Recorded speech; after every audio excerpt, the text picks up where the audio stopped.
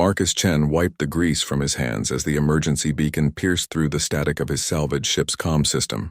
The signal came from the asteroid belt between Mars and Jupiter, where most sensible people avoided traveling alone. But Marcus wasn't most people. He was a mechanic who had spent 15 years fixing everything from mining rigs to luxury cruisers, and he needed the money. The beacon led him to something impossible. A massive alien vessel, easily 3 times the size of any human ship he'd ever seen, was caught in the gravitational pull of a rogue asteroid. The ship's hull gleamed with an otherworldly blue-green metal that seemed to shift and flow like liquid mercury. Strange symbols pulsed along its surface in patterns that hurt to look at directly. Marcus guided his small salvage craft closer, his scanner readings going haywire. The alien ship was definitely occupied, but life support was failing fast. Whatever was inside would be dead within hours if the ship continued its slow descent toward the asteroid's surface. As he maneuvered around the vessel, searching for a docking port, something caught his eye. A sound that shouldn't exist in the vacuum of space somehow reached his ears through his ship's hull. It was a low, mournful cry that made his bones ache and his heart race. The sound came again, and this time Marcus could feel it resonating through his ship's metal frame. His scanner finally detected what appeared to be an airlock, though it was unlike anything in human design. The opening was circular and covered in the same flowing symbols as the rest of the ship. Marcus had no idea if his docking collar would even connect, but he had to try. Someone or something was dying in there, and despite every survival instinct screaming at him to flee, he couldn't abandon them. The docking attempt took 3 tries. Each time, the alien airlock seemed to shift slightly, as if the ship itself was alive and deciding whether to trust him. On the 3rd attempt, the symbols along the airlock flared bright white, and Marcus felt a gentle vibration as the 2 ships locked together. He suited up quickly, checking his tools and emergency supplies twice. The alien atmosphere could be toxic or worse. His suit's environmental readings were already showing unusual energy signatures bleeding through the airlock seal. When the alien door finally opened, Marcus stepped into a corridor that defied physics. The walls curved in impossible directions, and the floor beneath his feet felt warm despite the ship's obvious distress. Bioluminescent strips along the ceiling pulsed in rhythm with that haunting cry he'd heard earlier. Growing brighter each time the sound echoed through the ship. The gravity was different too. Lighter than Earth normal, but somehow more stable than artificial gravity should be. As Marcus made his way deeper into the ship, following the strongest life sign on his scanner, he began to notice that the vessel was healing itself. Small damage to the walls was slowly sealing over, and broken components were reorganizing themselves into new configurations. The corridor opened into a vast chamber, and Marcus stopped breathing. Suspended in the center of the room by chains of the same blue-green metal as the ship's hull was a creature from mythology. A dragon, easily 40 feet long, with scales that shifted from deep purple to brilliant gold depending on the angle of the light. Its wings were bound tightly to its body, and its great head hung low with exhaustion. But this wasn't some fantasy creature. This was clearly an intelligent being, and it was suffering. The chains weren't just restraining it. They were draining its life force. Marcus could see energy flowing from the dragon through the metal links to power systems throughout the ship. The dragon was being used as a living battery, and it was dying. The creature's eyes opened as Marcus approached, and he found himself staring into pools of liquid starlight. There was intelligence there, ancient and profound, and something else. Hope. The dragon had heard his ship dock. It knew he was there to help. Marcus activated his suit's translation protocol, hoping it might work on whatever language this being used. Instead of words, he felt emotions wash over him. Gratitude, desperation, and underneath it all, a burning desire for freedom that had sustained the dragon through what must have been years of captivity. The ship shuddered around them, and Marcus realized they were running out of time. The asteroid's gravity was pulling them down faster now, and the ship's automated systems were failing one by one. He had maybe 2 hours before they crashed, and no idea how to free a creature that was clearly the power source keeping them all alive. Marcus pulled out his diagnostic tools and began examining the chains. The metal was unlike anything he'd ever seen, but chains were chains. Everything had a weak point, a design flaw, a way to be broken. He just had to find it before they all died together on a nameless rock in the middle of nowhere. The dragon watched him work, occasionally sending waves of encouragement through whatever telepathic connection they shared. Marcus could feel the creature's hope growing stronger with each passing minute, and he knew that failure wasn't an option. He was just a mechanic from Earth, but he'd never met a machine he couldn't fix or a chain he couldn't break. As his tools began mapping the energy flow through the restraints, Marcus smiled grimly.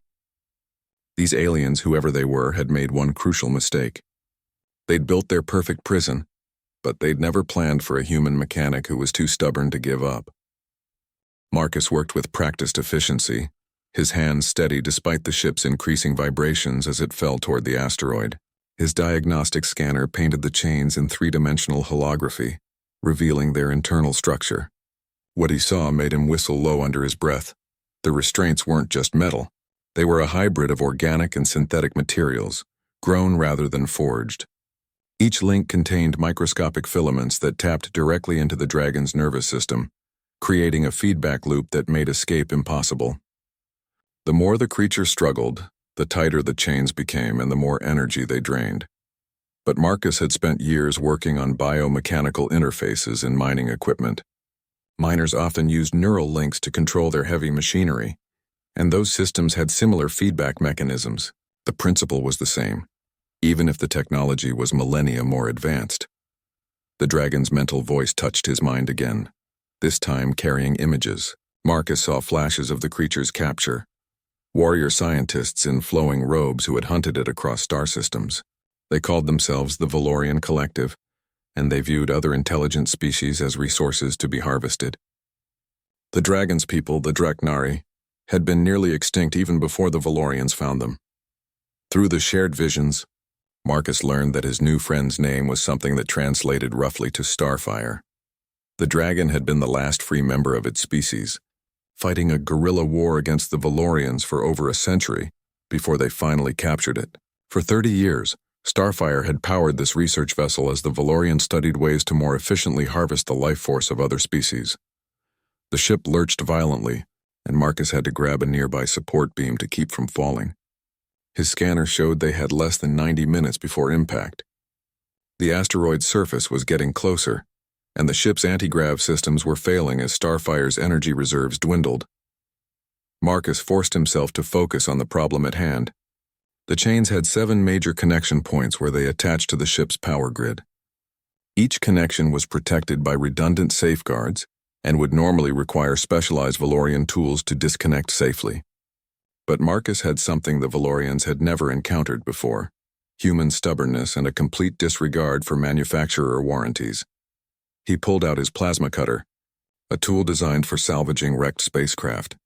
The device could slice through almost any known metal, but he'd have to be incredibly precise. One wrong cut and he'd either electrocute himself or cause a feedback surge that would kill Starfire instantly.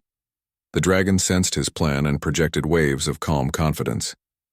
Starfire had lived for over 800 years and had learned to read the intentions of other beings with perfect accuracy.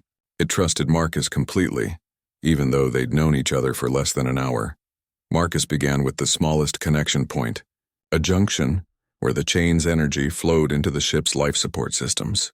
He'd noticed that this particular link had slightly different resonance frequencies than the others, suggesting it might be a newer addition or a repair. If he could disrupt the flow here without triggering the safety protocols, he might be able to work his way up to the larger connections. The plasma cutter hummed to life. Its beam focused to a width smaller than a human hair. Marcus steadied his breathing and began the delicate work of severing connections that had been designed to last forever. Sweat beaded inside his helmet as he worked, the temperature in the chamber rising as the ship's system struggled to compensate for the disrupted energy flow. Sparks cascaded from the first connection as it severed, and Marcus felt Starfire's surge of hope through their mental link. The dragon's scales brightened noticeably as a small portion of its stolen energy returned. But 6 connections remained, and Marcus could feel the ship's automated systems beginning to adapt to his sabotage. The second connection was larger and more heavily shielded. As Marcus began cutting, alarms started blaring throughout the ship. Red light bathed the chamber, and he felt the vessel's artificial intelligence focusing its attention on their location. The Valorians had programmed their ship to protect its power source at all costs. Security drones began materializing in the chamber, sliding out of hidden panels in the walls. They were sleek, spider-like machines with energy weapons that could stun or kill depending on their programming. Marcus counted 8 of them, and they were all converging on his position. Starfire's mental voice roared with fury that Marcus felt in his bones. The dragon couldn't move its body, but its mind was still free, and it had abilities that 30 years of captivity hadn't dulled.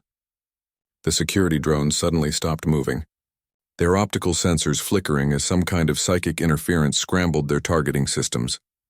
Marcus used the distraction to sever the second connection, then quickly moved to the third. The plasma cutter was running hot, its cooling systems not designed for this kind of sustained use. He had maybe 20 minutes of cutting time left before the tool burned out, and 4 connections still remained. The ship shook again, more violently this time, and Marcus realized they were entering the asteroid's thin atmosphere. Friction was beginning to heat the hull, and he could hear the groaning of metal under stress. They had perhaps 30 minutes before impact, and at their current rate he wouldn't finish in time. That's when Starfire shared another vision with him. The dragon showed Marcus memories of its people, the Draknari, and their philosophy of shared burden. When one member of a clutch was injured, the others would lend their strength to help them heal. Starfire was offering to share its remaining energy with Marcus, to give him the speed and precision he needed to finish the job. Marcus felt the dragon's power flow into him, and suddenly his movements became fluid and precise beyond anything humanly possible. His hands moved with supernatural speed and accuracy as he began cutting through the third connection. The plasma cutter's beam responded to his will as if it were an extension of his own body. But sharing Starfire's energy came with a cost. Marcus could feel the dragon's pain as if it were his own. 30 years of suffering compressed into moments of shared experience. He gritted his teeth and kept cutting, driven by a determination that was no longer entirely human. They would both escape this prison, or they would die together trying. The third connection severed with a shower of sparks that illuminated the chamber in brilliant white light. Marcus could feel Starfire's strength growing with each freed link, but he could also sense the ship's systems becoming more aggressive in their attempts to stop him. The artificial intelligence controlling the vessel was learning from his methods, adapting its defenses in real time. New security measures activated throughout the chamber. Energy barriers began forming around the remaining connection points, crackling with the same blue-green energy that flowed through the chains. The barriers were designed to protect the power grid from exactly the kind of sabotage Marcus was attempting. But Marcus had spent 15 years fixing things that weren't supposed to be fixable, and he'd learned that every system had vulnerabilities. The energy barriers needed power to maintain themselves, and that power had to come from somewhere. He traced the energy signatures with his scanner, following them back to a central distribution node hidden behind a panel in the chamber wall. The ship shuddered again as they hit denser atmosphere, and Marcus could hear the hull plates beginning to buckle under the stress. The temperature in the chamber was rising rapidly, and his suit's cooling system was struggling to keep up. They had maybe 20 minutes before the ship broke apart entirely. Marcus made a decision that went against every safety protocol he'd ever learned. Instead of trying to work around the energy barriers, he was going to overload them. He reconfigured his plasma cutter to maximum output and began feeding it power from his suit's emergency reserves. The tool wasn't designed to handle that much energy, but if his calculations were correct, it would burn bright enough to punch through the barriers before it destroyed itself. Starfire sensed his plan and projected concern. The dragon had lived long enough to recognize desperate tactics when it saw them, but it also understood that desperate times called for desperate measures, and they were rapidly running out of both time and options. The plasma cutter screamed to life, its beam now thick as Marcus's thumb, and bright enough to leave after-images on his retinas even through his helmet's protective filters. He aimed at the fourth connection point and fired, pouring everything his suit's power cells could provide into the blast. The energy barrier held for 3 seconds before it shattered like glass.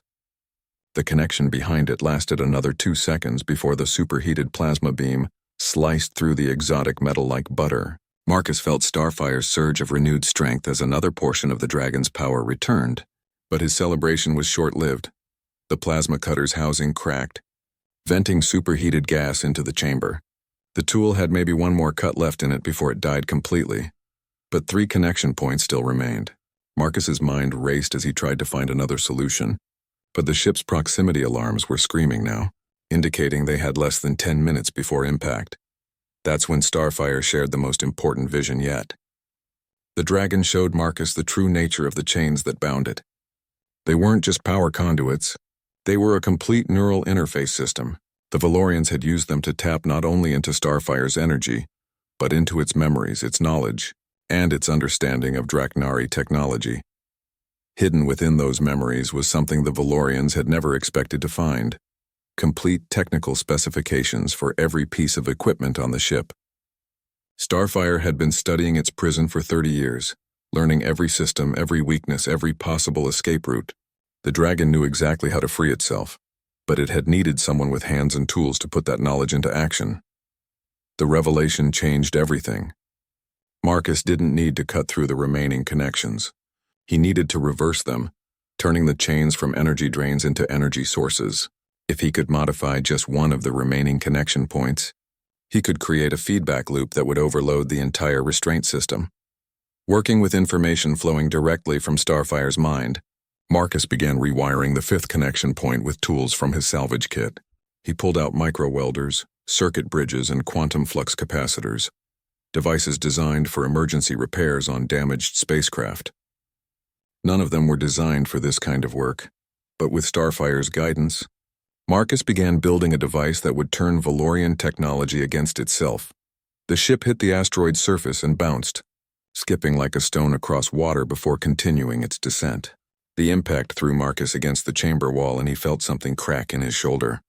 But his makeshift device was almost complete, and Starfire's mental voice was urging him to hurry. Marcus connected the last component just as the ship hit the surface again, this time staying down. The vessel began sliding across the asteroid's rocky terrain, tearing itself apart as it went. But Marcus's device was working. Energy was flowing backward through the 5th connection, creating a cascade failure in the chain network's control systems. The remaining connections began overloading in sequence, their safety protocols failing as they tried to process energy flows they were never designed to handle. Marcus grabbed onto a support beam as the chamber filled with coruscating energy, the very air seeming to burn with released power. And then, with a sound like thunder in a cathedral, the chains shattered. 30 years of imprisonment ended in an instant as Starfire's bonds fell away like broken glass. The dragon's wings unfurled for the first time in decades, stretching to their full, magnificent span as waves of pure joy flooded through the mental link. But their celebration was brief. The ship was still sliding across the asteroid's surface, and without the chains to anchor it, Starfire was free to move but trapped in a dying vessel. The dragon looked at Marcus with eyes that held the wisdom of centuries, and he knew they weren't safe yet. Starfire's mental voice touched his mind one more time, carrying with it a proposal that would require trust beyond anything Marcus had ever experienced. The dragon could save them both, but it would mean leaving his ship behind and trusting his life to a creature he'd known for barely an hour. Marcus looked into those ancient eyes and made his choice. He'd come this far by trusting his instincts, and every instinct he had told him that Starfire was worth the risk. Together, they would either escape this doomed vessel, or they would face whatever came next as partners. Starfire's plan was as elegant as it was terrifying. The dragon would use its natural ability to manipulate gravitational fields to create a localized space-time distortion, essentially teleporting them both off the dying ship. But the process required perfect synchronization between dragon and human, and one mistake would scatter their atoms across half the solar system. Marcus felt Starfire's ancient mind touching his, sharing not just thoughts, but fundamental understanding of physics that humans had barely begun to grasp. The dragon's people had been manipulating space-time for millions of years, treating the fabric of reality like clay to be shaped by will and intellect. The ship groaned around them as it continued its destructive slide across the asteroid's surface. Hull plates were peeling away like flower petals, and the chamber's structural supports were beginning to fail. They had perhaps 2 minutes before the entire section collapsed, crushing them both. Marcus climbed onto Starfire's back, his hands finding purchase among the dragon's scales. Each scale was warm to the touch and seemed to respond to his presence. shifting slightly to provide better grip. He could feel the creature's massive heart beating beneath him, steady and strong despite decades of captivity. Through their mental link, Starfire began teaching Marcus the basics of dimensional translation. It wasn't magic despite how it appeared. It was pure science, an understanding of how consciousness could influence quantum states at the subatomic level. The dragon's people had discovered that sufficiently advanced minds could literally think their way through the barriers between dimensions. But humans weren't naturally equipped for such feats. Marcus would have to serve as an anchor point, maintaining his sense of identity and location while Starfire did the heavy lifting. If his concentration wavered even for an instant, they would become lost in the spaces between realities, drifting forever in dimensions that had no names. The process began with a sensation unlike anything Marcus had ever experienced. He felt his consciousness expanding, stretching beyond the confines of his physical body.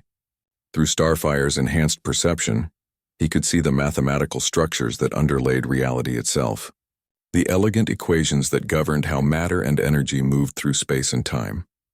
The chamber around them began to fade, becoming translucent as Starfire shifted their existence partially out of normal space. Marcus could see through the walls now, watching as the ship continued its death spiral across the asteroid's surface. They were becoming ghosts, temporarily divorced from the physical universe while the dragon calculated their destination. But something was wrong. Marcus felt resistance in the translation field, a kind of psychic static that shouldn't have been there. Through Starfire's senses, he detected another presence on the ship, something that was actively working to prevent their escape. The Valorian artificial intelligence hadn't given up. It was using the ship's remaining power to create interference patterns designed to disrupt dimensional translation. The AI's attacks felt like needles in Marcus's brain, trying to break his concentration and scatter his thoughts. He gritted his teeth and focused on maintaining his sense of self, using meditation techniques he'd learned during his apprenticeship. Mechanics often had to work in high-stress situations, and mental discipline was just as important as technical skill. Starfire fought back against the AI's interference, engaging in a battle of wills that played out across multiple dimensions simultaneously. The dragon's mind was vast and ancient, but it had been weakened by decades of captivity. The artificial intelligence was newer, but had access to processing power that rivaled small planets. Marcus realized he could tip the balance. His mind was smaller than either combatant, but it was also more flexible. Where Starfire and the AI were locked in direct confrontation, Marcus could slip between their defenses and strike at the source of the interference. Following Starfire's guidance, Marcus projected his consciousness toward the ship's central computer core.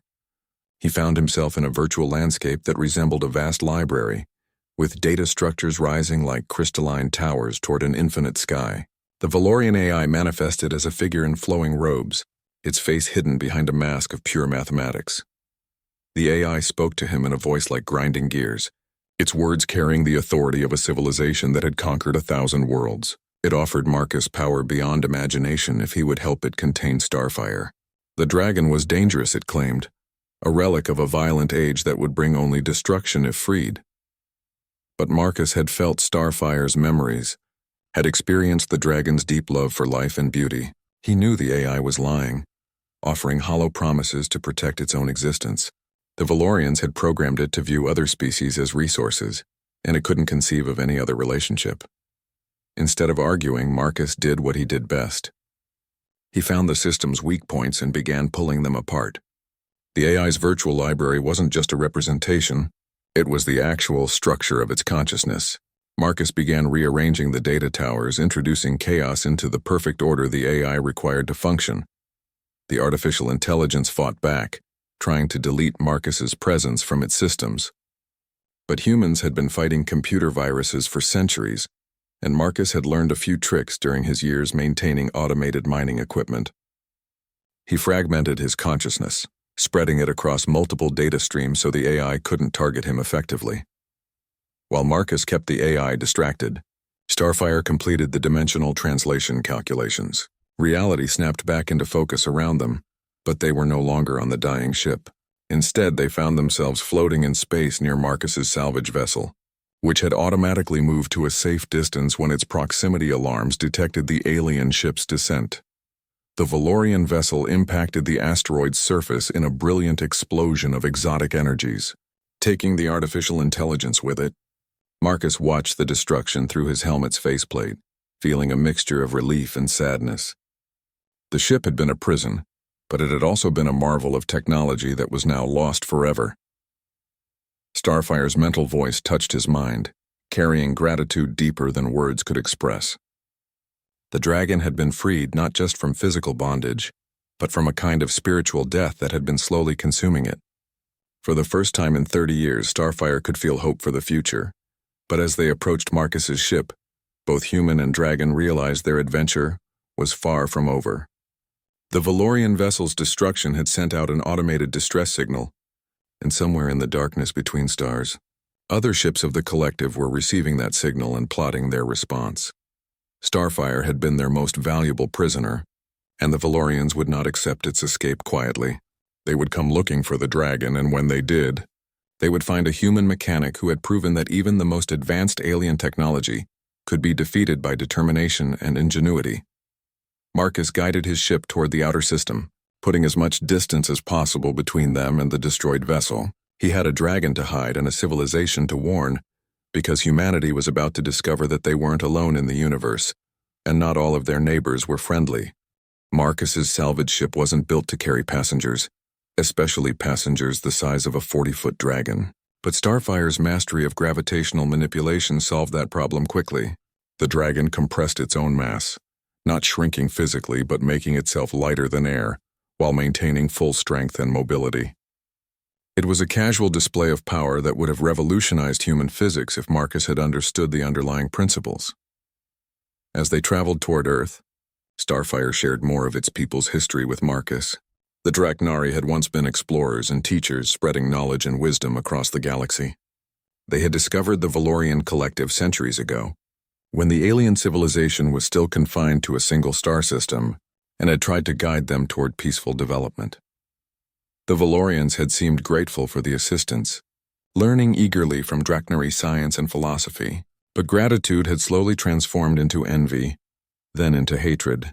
The Valorians couldn't accept that other species might be naturally superior to them in any way. They began studying their teachers not to learn from them, but to find ways to surpass and ultimately destroy them. The war that followed had lasted for millennia, with the Valorians using captured Draknari knowledge to build weapons and technology beyond their natural capabilities. One by one, the dragon worlds had fallen, their populations enslaved or exterminated. Starfire had been part of the final resistance, fighting a hopeless battle against impossible odds until it was finally captured. But through their mental link, Marcus sensed that Starfire's grief was mixed with something else, curiosity about humanity. The dragon had observed human behavior during their escape and had found their species fascinating. Humans combined technological innovation with emotional intuition in ways that reminded Starfire of its own people, but with a pragmatic ruthlessness that the Draknari had never possessed. Marcus's ship approached Earth's outer sensor perimeter 3 days after the escape. Almost immediately, they were challenged by a patrol craft from the Terran Defense Force. Marcus identified himself and requested permission to dock at Luna Station, but he could tell from the comm officer's tone that something was wrong. The patrol ship's captain, a stern woman named Rodriguez, came on the screen with worry lines creasing her face. She informed Marcus that Earth had been receiving strange energy signatures from the direction of the asteroid belt for the past week. Long-range sensors had detected what appeared to be alien technology, and the entire system was on high alert. Marcus realized that the Valorian ship's automated systems had been broadcasting for much longer than he'd thought. Earth's governments already knew that first contact was imminent, and they were preparing for the possibility of invasion. He had to make a choice: reveal Starfire's presence and risk panic, or try to hide the dragon and miss the opportunity to warn humanity about the real threat. Starfire made the decision for him. The dragon's mental voice carried determination as it shared its intentions. It would reveal itself to humanity's leaders and offer an alliance against the Valorian collective. The dragon had spent 30 years studying its captors, learning their weaknesses and tactical preferences. With human ingenuity and Draknari knowledge combined, they might actually have a chance of stopping the coming invasion. Luna Station's docking bay fell silent when Starfire emerged from Marcus's ship. The Dragon had returned to its full size and majesty, scales gleaming like jewels under the artificial lighting. Station personnel scrambled for emergency protocols, but Marcus quickly established communications and requested an immediate meeting with Earth's Defense Council. The meeting that followed would be remembered as the moment humanity truly joined the galactic community. In the station's main conference room, representatives from every major Earth nation sat across from a creature from mythology that spoke of science beyond their comprehension and enemies beyond their nightmares. Starfire's words, translated through the mental link it shared with Marcus, painted a picture of the Valorian collective that terrified the assembled leaders. The aliens controlled hundreds of star systems, enslaving entire species and harvesting their life force to power ever more advanced technology. Earth had been marked for conquest the moment the Valorians detected human radio signals 50 years ago. But the Dragon also brought hope. Starfire shared technical specifications for weapons and defenses that could level the playing field. Technology that combined Dreknari science with human manufacturing capabilities. The Dragon's people had been too gentle to use such weapons effectively. But humans had no such limitations. Admiral Chen, the head of Earth's Space Defense Forces, asked the question that was on everyone's mind. Why should they trust a creature they'd just met, no matter how impressive its knowledge? Starfire's answer was simple and devastating. The Dragon opened its mind completely, allowing the assembled humans to experience its memories directly. For 30 seconds, every person in the room felt the weight of centuries of suffering, the pain of watching an entire species die, and the desperate hope that had sustained Starfire through decades of captivity. They felt the Dragon's genuine affection for humanity, seeing in them the potential for growth and wisdom that had once defined the Dreknari. When the mental contact ended, several of the diplomats were openly weeping. They had experienced truth in its purest form, unfiltered by words or interpretation. Starfire wasn't just offering an alliance. It was entrusting humanity with the last hopes of a dying civilization. The vote was unanimous. Earth would accept Starfire's alliance and begin immediate preparations for the Valorian attack. But the Dragon warned them that time was short. The collective's response fleet was likely already en route, drawn by the distress signal from the destroyed research vessel. Humanity had perhaps 6 months to transform from a single-world species into a force capable of standing against galactic conquerors. Marcus found himself appointed as humanity's primary liaison with Starfire, a role he'd never wanted but couldn't refuse. The Dragon insisted that their mental link made him uniquely qualified to translate not just words, but concepts between human and Dreknari thinking. He would help bridge the gap between two very different approaches to science and warfare. As the conference broke up and the frantic preparations began, Marcus looked out through the station's viewports at the stars beyond. Somewhere out there, an alien armada was coming to destroy or enslave his species. But for the first time since this adventure began, he felt genuinely optimistic about humanity's chances. After all, the Valorians had never faced an opponent quite like humanity before. They were about to discover what happened when you threatened a species that had clawed its way up from stone tools to space travel in just a few thousand years. A species that had never met a problem it couldn't solve or a fight it wouldn't take on. The Valorians thought they were coming to harvest a primitive civilization. Instead, they were about to learn why humans had become the apex predators on their homeworld, and why that same ruthless adaptability would serve them well among the stars. The transformation of human civilization began within hours of the Alliance Agreement. Every major industrial facility on Earth and its colonies received new blueprints based on Dreknari technology, designs that pushed the boundaries of human manufacturing capabilities while remaining within the realm of possibility. Marcus found himself at the center of the largest engineering project in human history. His salvage ship became a mobile laboratory as he and Starfire traveled between construction sites, troubleshooting problems that arose when human engineers tried to implement alien science. The Dragon's vast knowledge, filtered through Marcus's practical experience, created solutions that neither species could have achieved alone. The first breakthrough came at the Mars shipyards, where human engineers were struggling to build power cores based on Dreknari specifications. The alien technology required crystalline matrices that could channel energy at densities that would have destroyed conventional materials. But Marcus remembered seeing similar crystals in asteroid mining operations, where extreme pressure and temperature created exotic materials with unique properties. Working together, Human and Dragon developed a hybrid approach. They used human industrial techniques to create the basic crystal structure, then applied Draknari knowledge to modify its quantum properties.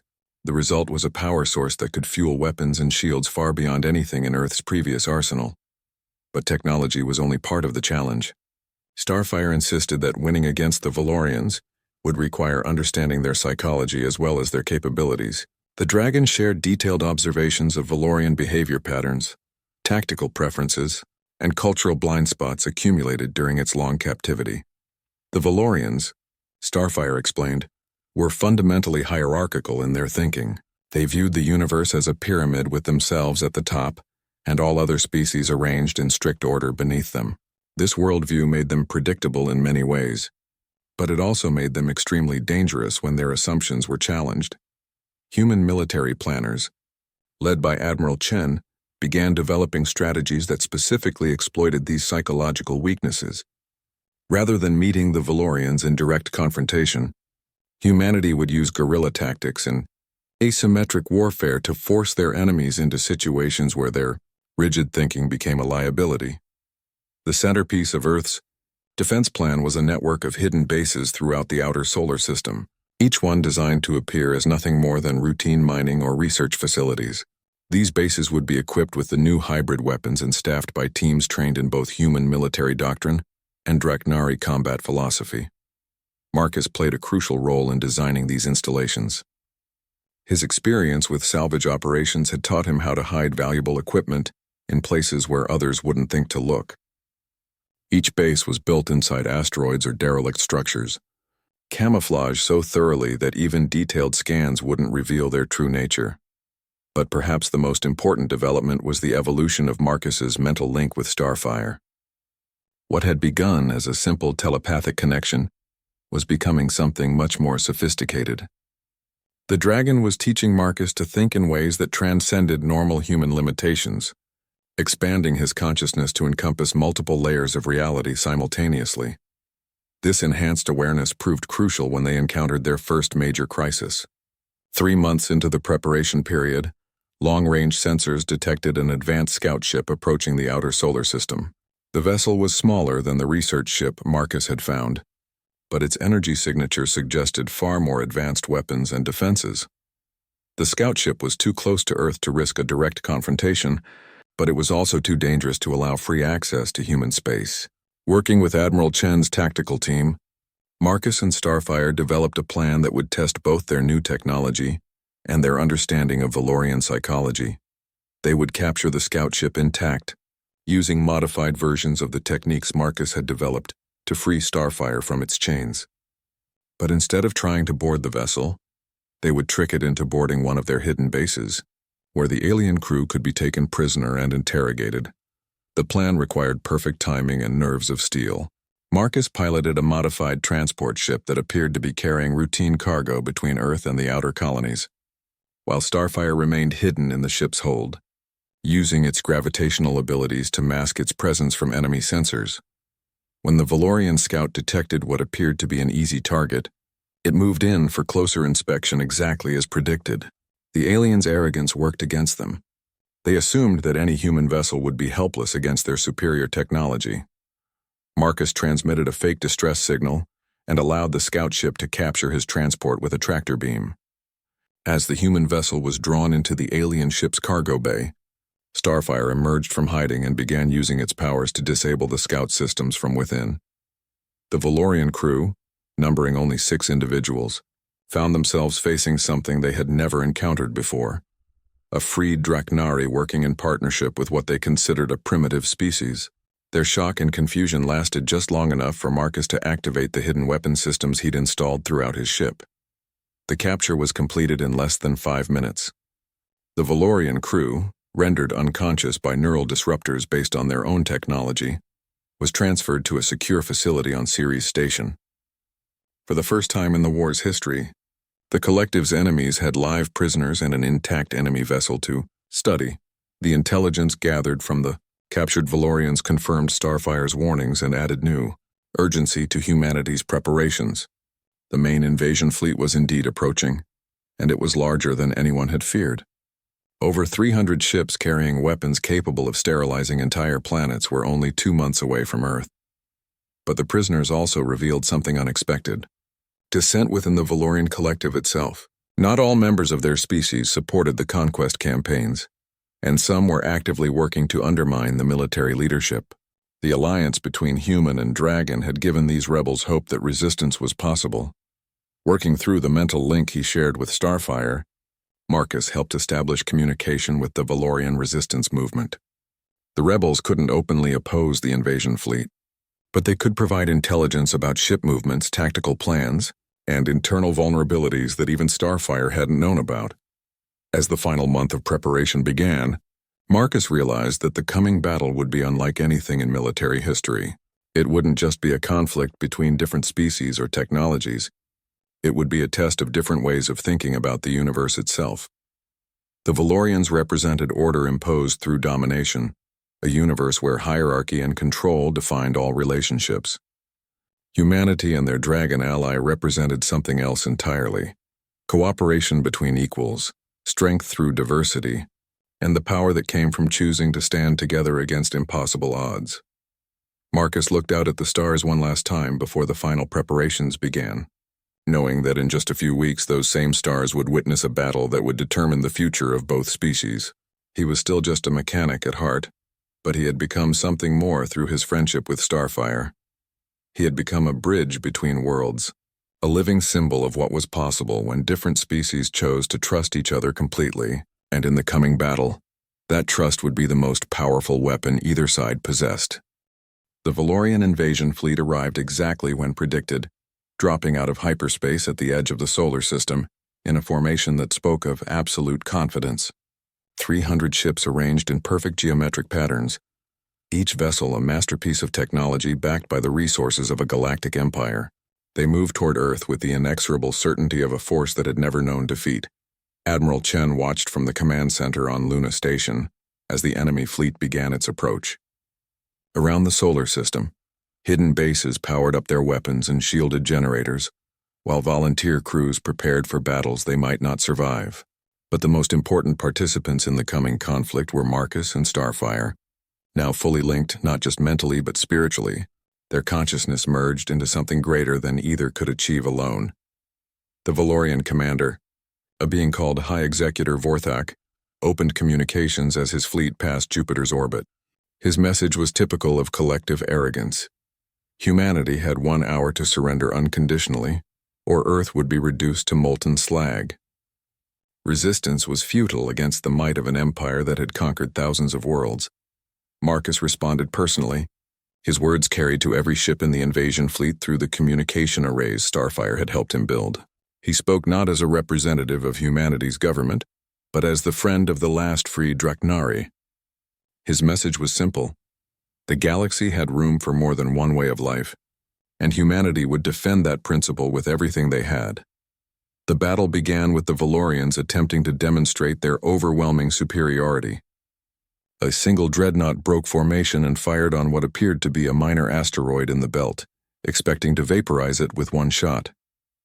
Instead, the asteroid's hidden shields flared to life, absorbing the energy and redirecting it back at the attacking ship through gravitational lenses designed by Starfire. The dreadnought's own weapons turned against its hull, carved through its armor like paper.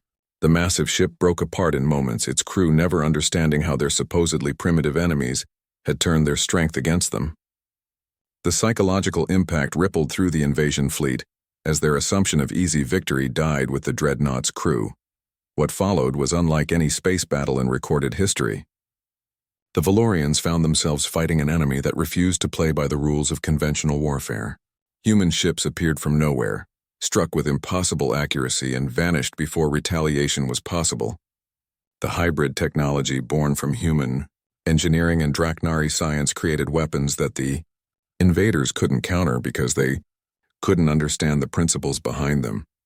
But the real shock came when Marcus and Starfire entered the battle personally.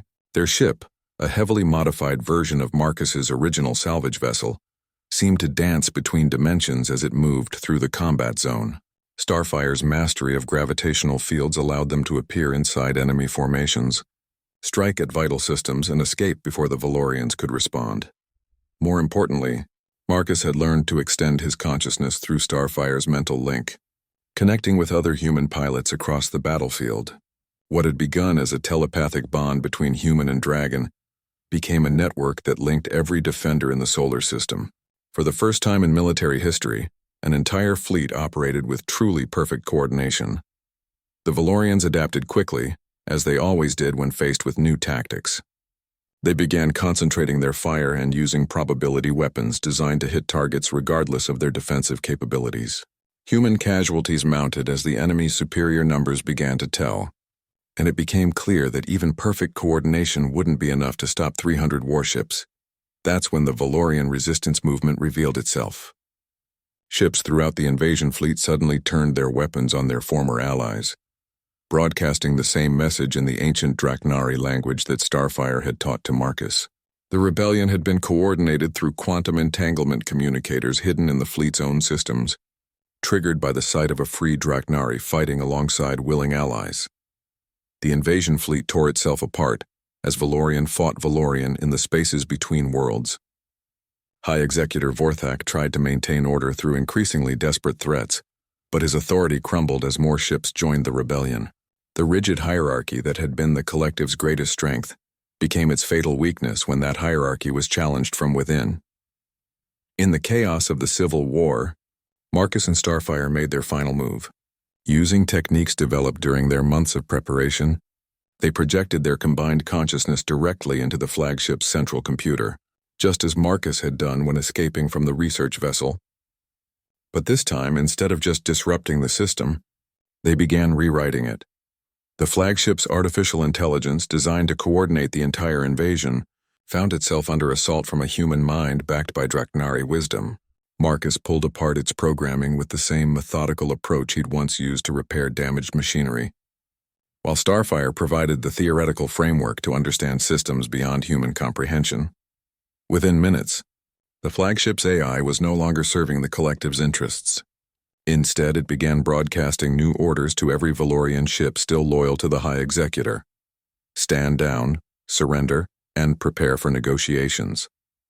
The artificial intelligence that had been designed to coordinate conquest was now working to establish peace.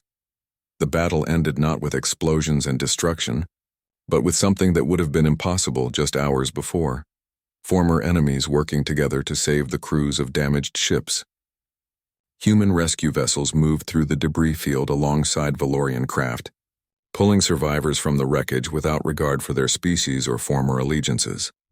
High Executor Vorthak, his authority destroyed and his fleet in rebellion, found himself alone on his command bridge as Marcus and Starfire materialized through dimensional translation. The Valorian leader's reaction to meeting the freed Draknari was exactly what Starfire had predicted. Not anger or hatred, but profound confusion. His entire worldview had been built on the assumption that the collective was the ultimate expression of civilization, and that assumption no longer made sense. The negotiations that followed would reshape the galaxy. With the Valorian Civil War spreading to other star systems, the collective's empire began fragmenting into smaller, more democratic governments. Starfire worked with the rebels to establish new forms of governance based on cooperation rather than domination, while humanity began exploring the galaxy as teachers rather than conquerors.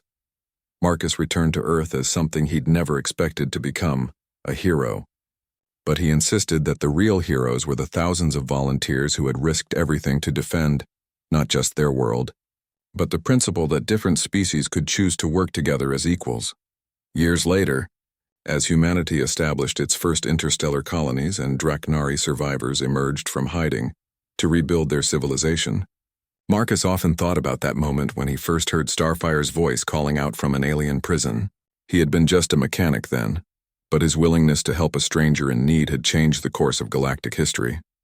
The salvage business was still good, but Marcus had expanded his operations. Now he searched not just for valuable scrap, but for species and civilizations that needed help breaking free from whatever chains bound them. And wherever he went, Starfire flew beside him, living proof that the strongest bonds in the universe weren't forged from metal, but from the choice to trust and be trusted in return. The galaxy was vast and full of wonders, and Marcus Chen, former salvage operator turned galactic diplomat, was just getting started.